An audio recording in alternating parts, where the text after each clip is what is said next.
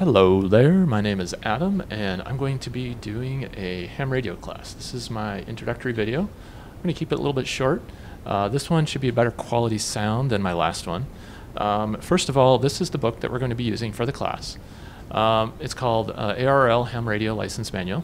If you want to join the class, I'm going to be creating well, I do have a Facebook group, so I'll post this to both my YouTube video and my Facebook group. And it's called Saratoga Springs Ham Radio.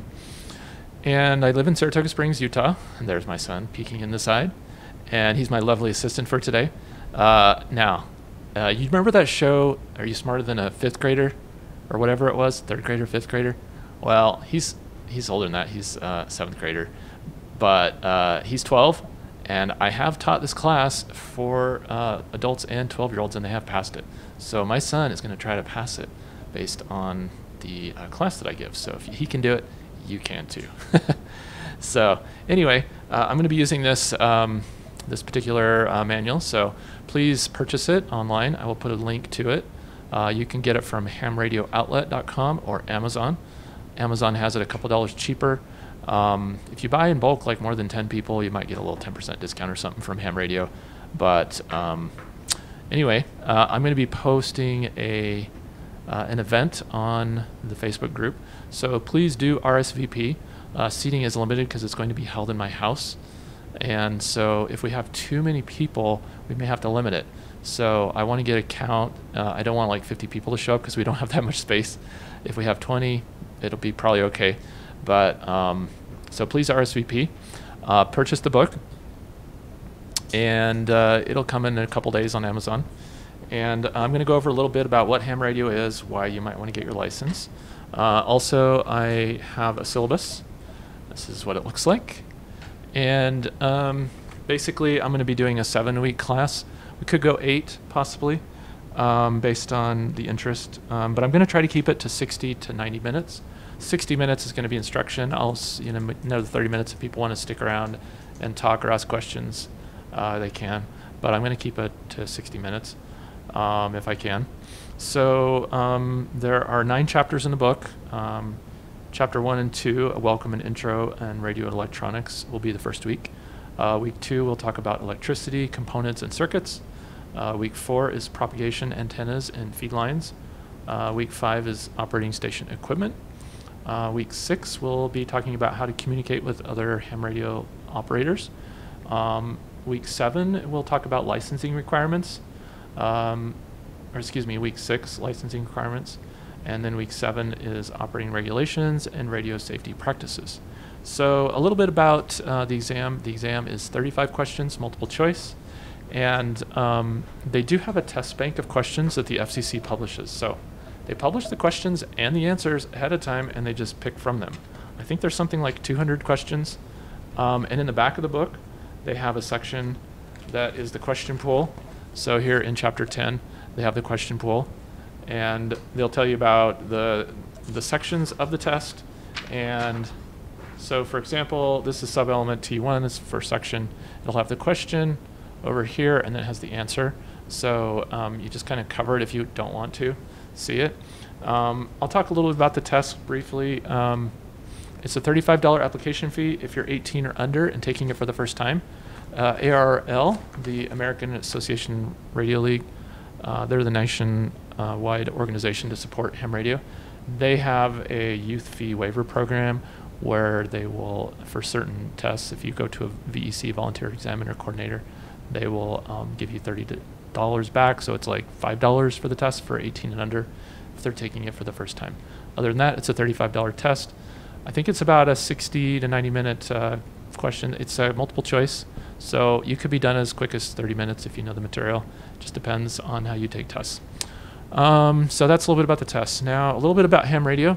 If you don't want to get a license, you can pick up something like these. These are the FRS radios, Family Radio Service. The FCC has licensed 22 UHF channels that these will work on. You can pick these up online, or you can go to like Costco or Walmart or something and pick up these. They're known as FRS, Family Radio Service radios. It operates on the UHF band. So these ones are pretty easy. You just turn them on. It's got a channel number. It'll say channel 11, you can switch to channel 12, 13, all the way to 22. So if I hit menu and up, I can just like change channels like that.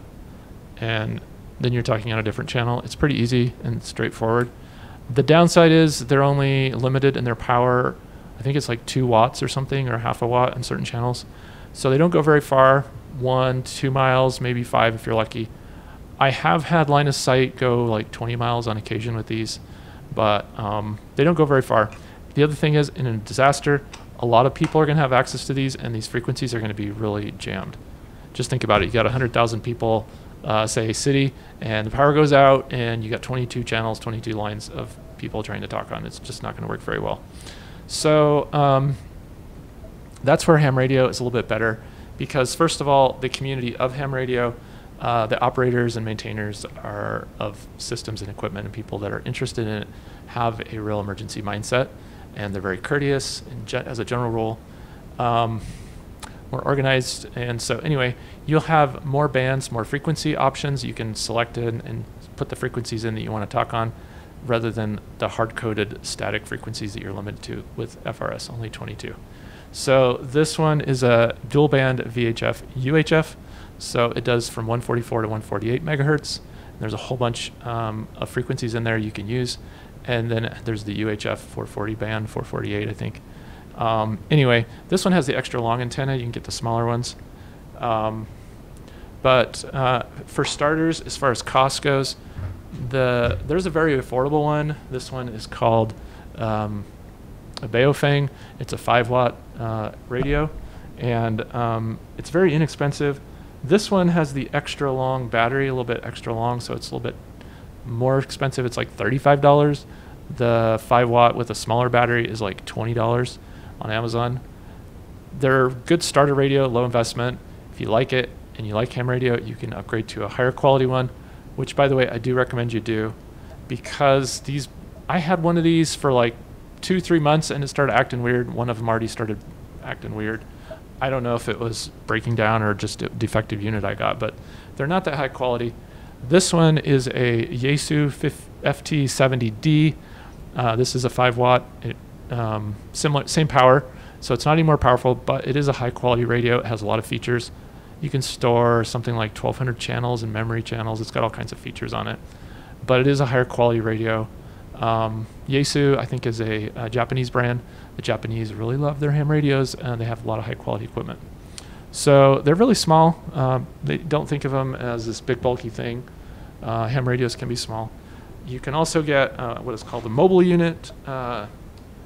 This one is a 100-watt actually. It's an ICOM V8000. They don't make them anymore, I don't think, but I got this one initially because it did 100 watts. So I thought, well, you know, if in my car I'm driving along and I want to try to get further distance, I got 100 watts.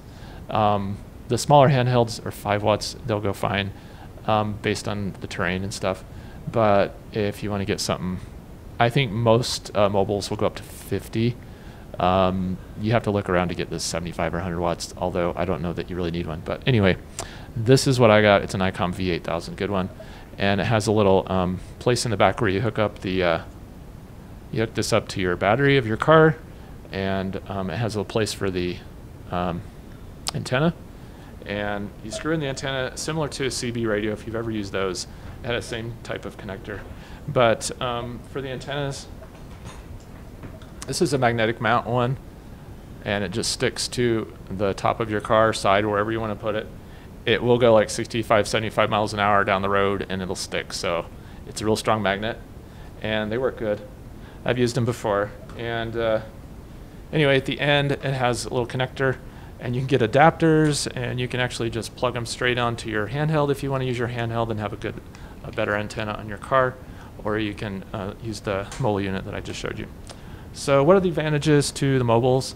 Well, with the mobile unit, you have portability, so you can travel, you know, high up on a mountaintop or whatever, wherever your road is, and if you have gas, you can go up. So that's the advantage to mobile unit. What is the advantage to ham radio in general? Well, I have had the opportunity to live through a hurricane in 1989 in North Carolina. It was Hurricane Hugo. We were without power for 2 weeks, and within a day or so, the telephone lines went down because Well, actually, when the telephone lines, believe it or not, take power, right? This was before cell phones were really popular. So the phone lines were down because they had no power, because the power was out. And so what they did was the cell phone company came along and they put generators at the base of the cell phone, or the telephone poles, to power the phone system. And then they were telling people on the radios, on the AM, FM, regular broadcast radios like music and stuff, they were saying, hey kids, get off the phone. You're jamming up the phone lines, people can't get in. And teenagers were at home bored and they would pick up the phone and start talking. You know, times are different now, but it brought home the point to me that, you know, even the phone service and cell towers and everything, they take power. So your cell tower may be lucky enough to have a battery backup for a couple hours or whatever. They may even have a generator for a day or two. If you're going for 3 days or more or 2 weeks without power, chances are you're not going to have cell tower service. So you're not going to be able to use your phone, let alone the internet. Because guess what? All those devices that bring you the internet between you and your house, they take power also. The routers and all of the servers and everything like that, they take power. So in a regional power outage, you're not likely to have internet or cell phone service. So this is why you want to get a ham radio, battery powered. You can hook this to your car or solar as well. There's solar things you can charge with. But anyway, in an event of an emergency, you can communicate with people. Also, I don't know about this particular phone and antenna. You have to get special antennas, but with the technician license, there are 3 licenses. There's a technician is level 1, general is level 2, and extra is level 3. Now with the technician license, you do get access to some UHF bands where you can talk to satellites. So, you know, it depends on the type of satellite, and I'll go over that later in another topic, but there are satellites you can get access to. There's also repeaters that they have throughout the US and the world. And so the concept of repeater, especially like here in Utah, they put the repeater on the mountaintop, and you down in the valley, you're talking to the repeater there, and then that repeater repeats it and goes somewhere else and transmits the frequency wherever that repeater tower can see. So your radio might be like, you might be a valley or a hill or something that might prevent your signal from reaching somebody. But if you can see the mountain and your friend across the valley can see the mountain and the repeaters on that mountain, then you can go 50, 60 miles or more. So having access to repeaters is good with the ham radio service. And those also take batteries, and some of them have backup batteries and or generators, some don't. Just depends on the specific repeater and who's running it and what they've put in. But good reason to have it. Also, they use ham radio in, it's called RACES, and ARES, Emergency Radio Service. And so a lot of first responders and things in times of disaster, Red Cross and you know, medical and police and that sort of thing, they will use ham radio frequencies. They can coordinate with it, so it's a good thing to have. Anyway, if you're interested, join my Facebook group, and please reply if you're interested. Buy the book ahead of time, and look forward to seeing you either virtually or in person. Thank you.